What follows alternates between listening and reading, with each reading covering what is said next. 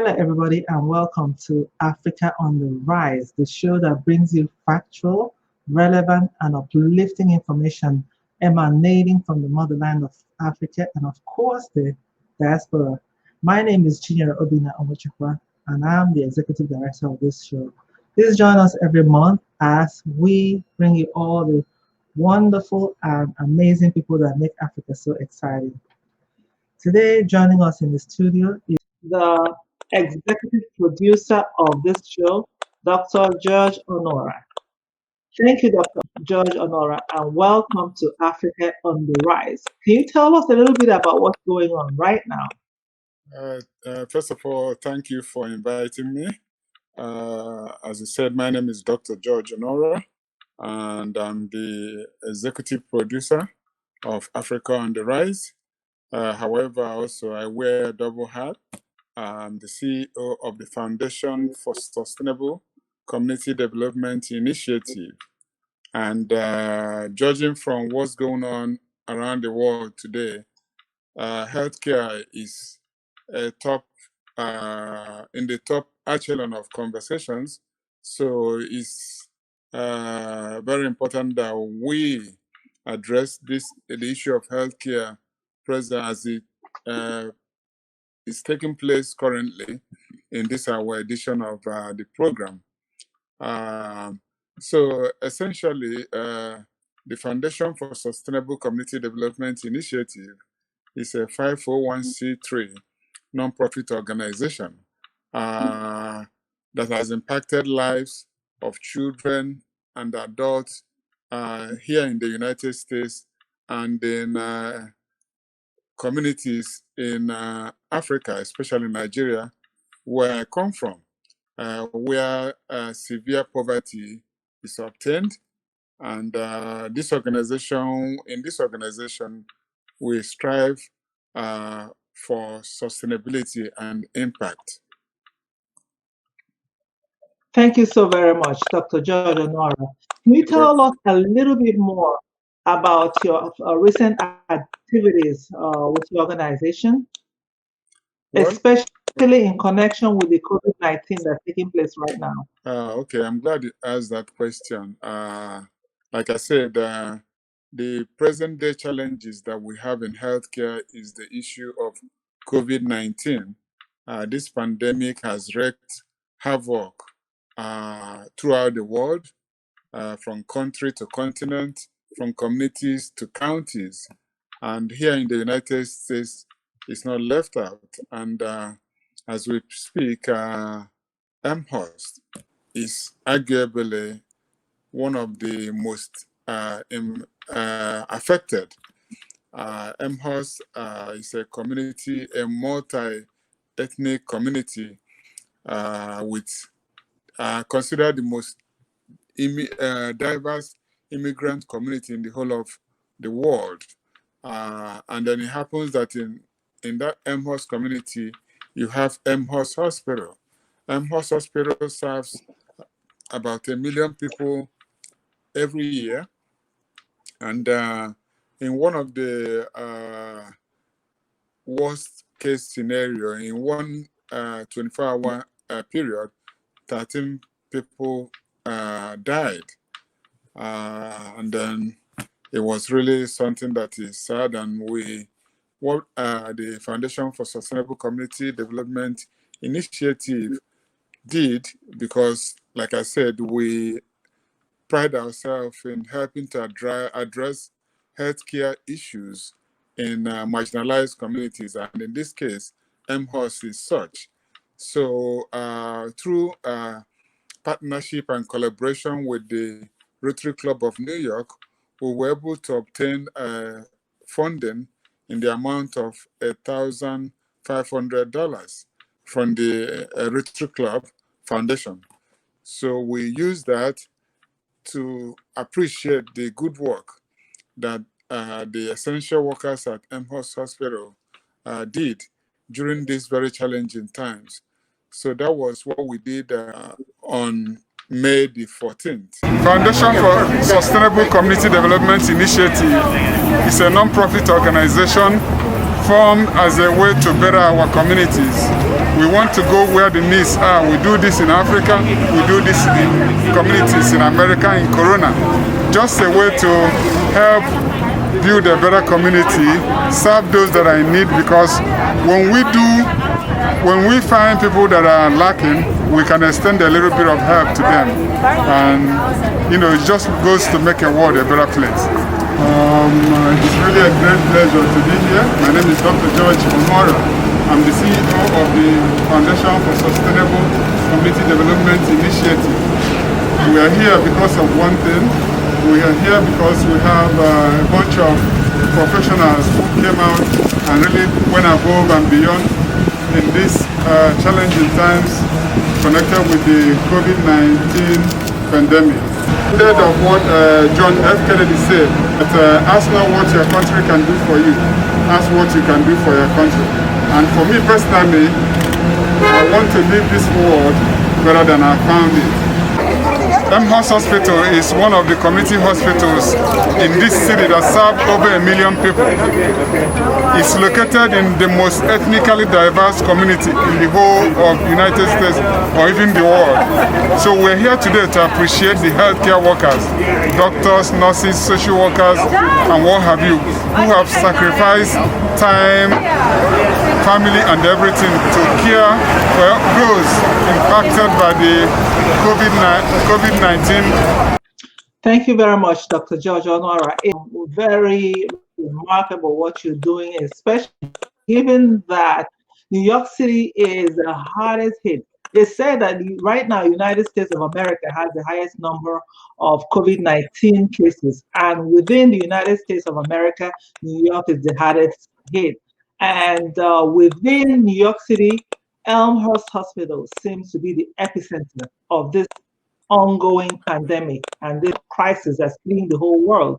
So it is something that you happen to choose Elmhurst Hospital. Was it coincidental, or was it something that you planned because you wanted to have the most impact with what you were doing? Like I explained earlier, our organization likes to go where the problem is so that we can offer assistance. And in this case, it happened that Elmhurst happened to be one of the severely impacted. Thank you so much. And what about the country of Nigeria? How has the work of your organization impacted and assisted those who are affected by the COVID-19 crisis in Nigeria? Oh, okay. I'm glad you asked that question. Our organization does work in Nigeria, and as recently as 3 weeks ago, we were able to also extend a lending hand to a community, Aguiyi community. What we did was to assist some women, precisely 80 women, to offer a little bit of assistance to cushion the effect of the pandemic, because over there the government had issued a directive that everyone has to wear face masks before going out into the community or market. And some of these folks don't have the resources even to buy food. So imagine asking them to go and purchase a face mask. That was really a challenging thing. So what we did was to pick 80 women from this community and gave them each 4,000 naira and a face mask. And that was really something that they appreciated. And we did that with the assistance of our African director, Barrister Adoro Okoye, who represented us and then she also helped to set up the logistics, security, mobilizing the individuals. My name is Barrister Mrs. Adora Okoye. I am the Executive Director for Programs Africa.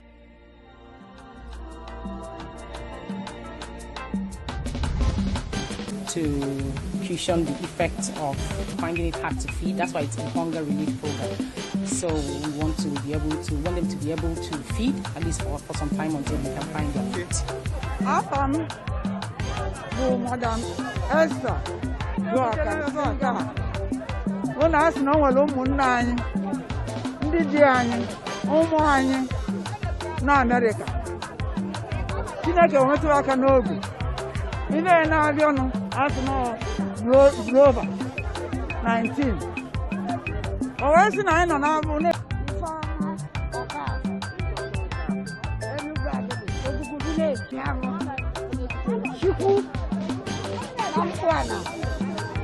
Obere gondo oye onya titela anyi down oya ba mo carry nke o wetani. We have just finished our first phase of the exercise. What we did it for 60 people. We wanted to give a larger amount of money, but due to the surge, everybody wanted to be on the list. We decided to reduce the sum. We reduced the sum to 4,000 naira and we give it to 80 people. And this is just the first phase. The second phase too, we'll see another larger number. Hopefully we'll go above 100 and then we'll keep doing it in phases until we have touched a good number of people. This organization in the US is really determined to see that they alleviate the suffering of our people. So we're going to do it's going to be a very aggressive outreach. This hunger relief program is going to be in continue. So we'll do the second phase and then there'll be a third.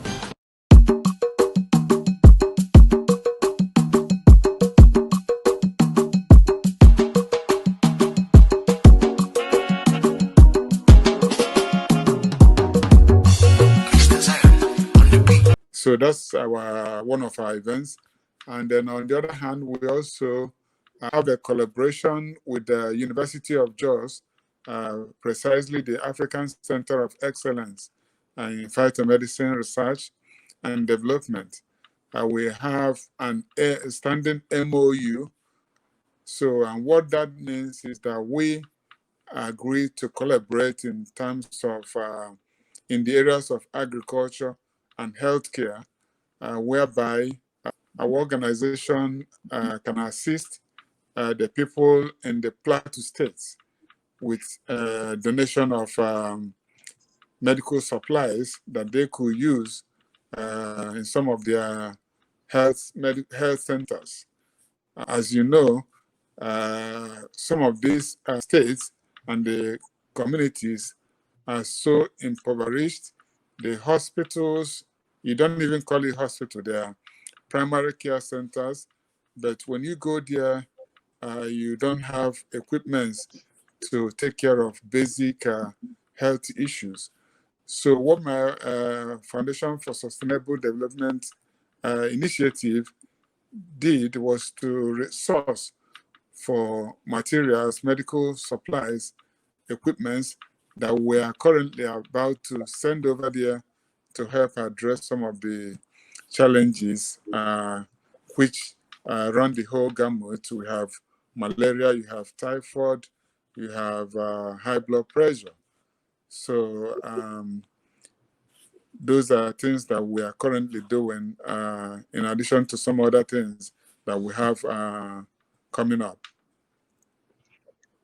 Okay, from the scientific standpoint, can you tell us a little bit about the research that is currently emanating from that hospital, especially in connection with the chief of that medical center? I believe his name is Dr. John C. Aguiyi. Can you tell me a little bit about the work that he's doing, some cutting edge research that he's doing and discoveries that he's making?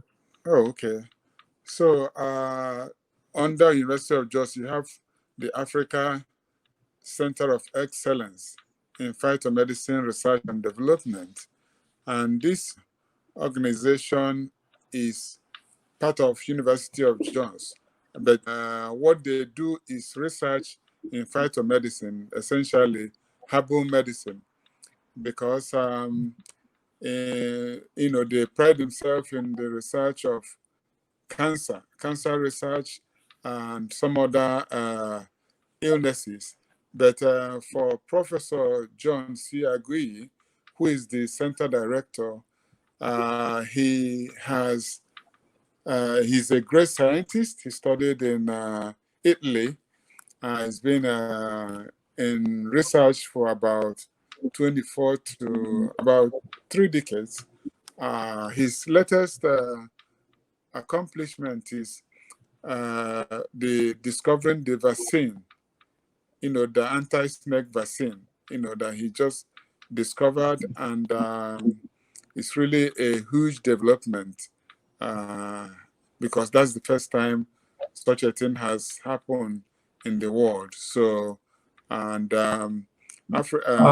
Foundation for Sustainable Community Development Initiative, our organization, is happy to be part of that work, because by virtue of our collaborations, we're also helping to see that this new discovery comes up in the to be known and to help address snake bites in northern Nigeria and as well as other parts of the world.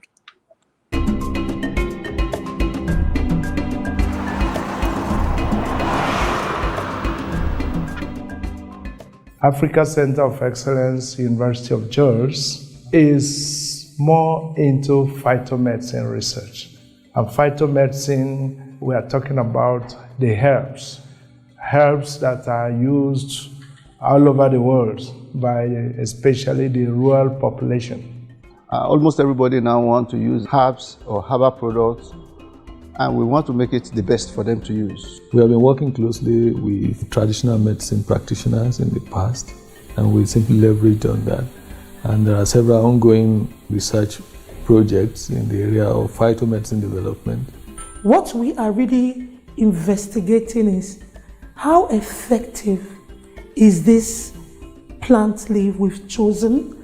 If you say something has medicinal properties, the best place and the basic to start is the phytochemical quantification. We look at plant components that could have the active ingredients for vaccines or for drugs too to be developed. If there is a claim that this plant has this activity, now the only source of establishing that fact is with the use of animals. So you can administer the drug preparation or the extract. Once injected, you can establish that, I have observed that this plant has this activity or that activity, that this is the effect of the extract. It's also a problem. Also, the recent human rights problem. By the time we do research in this part of the world, they will tell us, no, we did not follow the ethical way of doing it, that the rights of the animals have been abused. And we now thought of another model, the fly model, in the sense that the fly has about 75% genome similarity with the human. For that reason, we can study psychiatric problems with the fly, can study diabetic problems, hypertension, and so on. So more than 100 years ago, the developers have started using this fly called Drosophila. Actually, molecular science started with it in terms of animals. And the gene of these flies was even cloned before that of human being. The genome was completely known before that of human being. So recently, with the help of this African Center of Excellence, we got to know about it. And we have now come to the knowledge of using it instead of the rat to do what we call preclinical trials, testing for toxicity. We have one anti-fertility drug. So you just take 2 capsules and the woman is prevented from pregnancy for 1 year. We have tested so many of these herbs for diabetes, hypertension, and cardiac problems. The center has also successfully, and we announce this with every sense of accomplishment, joy, and happiness, has been able to develop the snake vaccine successfully. One of the advantages of this vaccine is that unlike the ASV, conventional ASV, it's heat resistant. Help us to pick specifically the chemical that we need to kill this. Result of the efforts we are making at this center. So recently you had the occasion to invite Dr. Aguiyi to New York City for the groundbreaking of your organization. Can you please tell us how that went? Oh, okay. So about a year last summer, we were inaugurating our organization.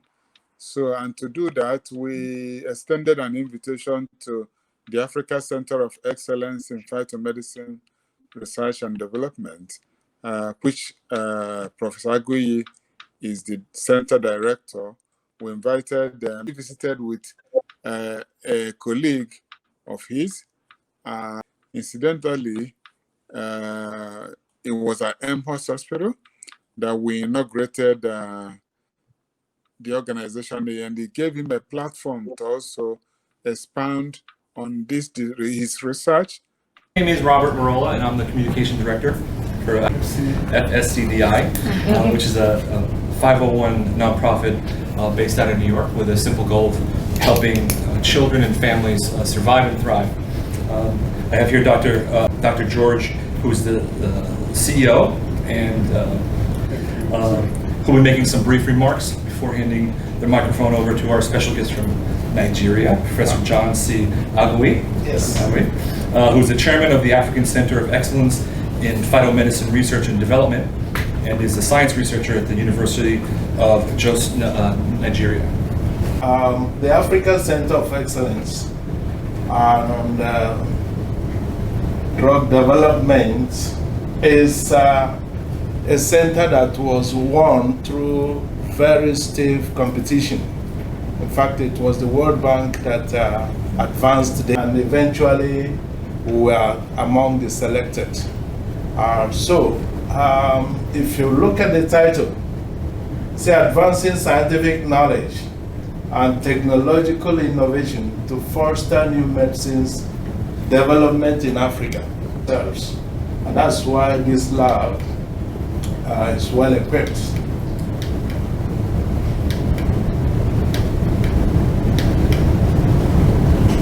Well, this is some of the work that, so this is my friends doing the work. So the anti-snake, that work that we did, in fact, we had to move from conventional pharmacology to molecular biology. We have the sequence. In fact, we also went to the extent of doing genomic sequencing, and in fact developed a clone.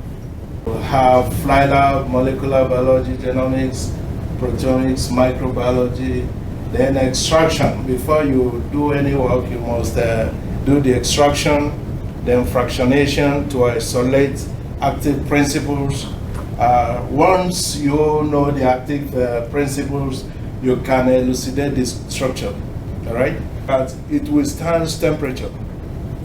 So for Africa, it can be transported to wherever, okay? It's up to, in fact, the temperature resistance is up to 50 degrees. So it doesn't require cold chain like these other conventional anti-serum. So make sure everyone knows 50 degrees Celsius, not necessarily Fahrenheit. It's from studies. What I'm talking about is something we have investigated, right? So we know even the mechanism of action of the preparations. When we are discussing it, it's with authority. One of the things I would like to see is how we can come together, because, you know, Africa and America can sometimes collaboratively work to advance some of the things that were discussed today. Some of the problems that we have are problems that through partnership, through collaboration, we're able to bring solutions. That's why you travel the world and do what you do, and that's why he's here. So moving forward, I hope that this conversation will be something that will lead us to such an approach more that we can build synergy from it. So it's a pleasure for us to be in your presence today, and I hope that we can continue to move forward in this program so that the viewers will understand the extent that he has gone to make this come to fruition. Thank you so much, Dr. George. You rightfully said that you're a man of many hats. I know that there are so many other facets to your personality and to your qualification.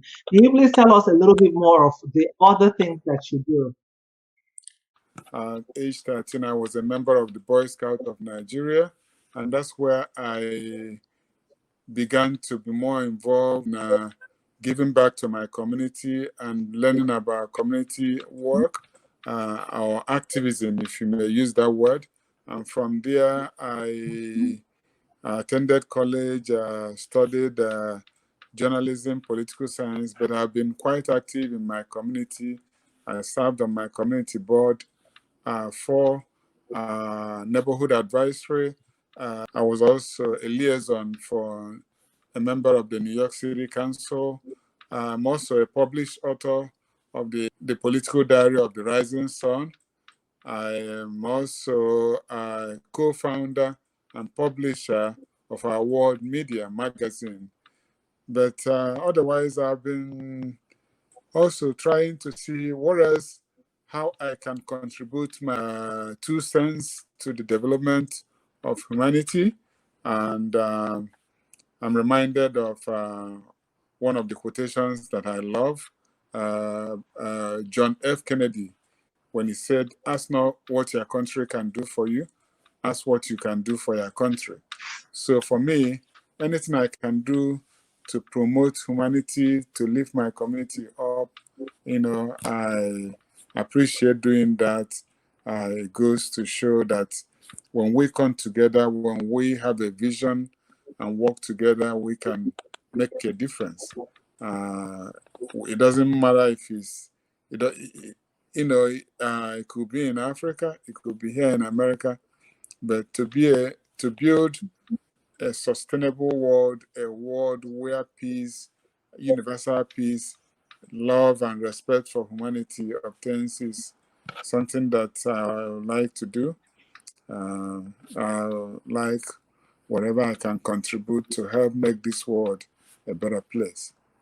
Thank you so very much, Dr. George Onuorah. It was such a pleasure talking with you today, and we just wish you all the best in all of your endeavors.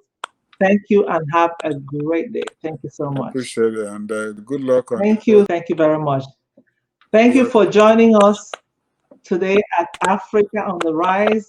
Please join us again next month as we bring you more of the exciting things that is happening in Africa that's making Africa great. Thank you and have a great day. Again, this is your Executive Director for this show, Africa on the Rise. My name is Chinyere Obinna, and I'm the author of the book series, The Taste of the Heart. Thank you so much for watching, and God bless.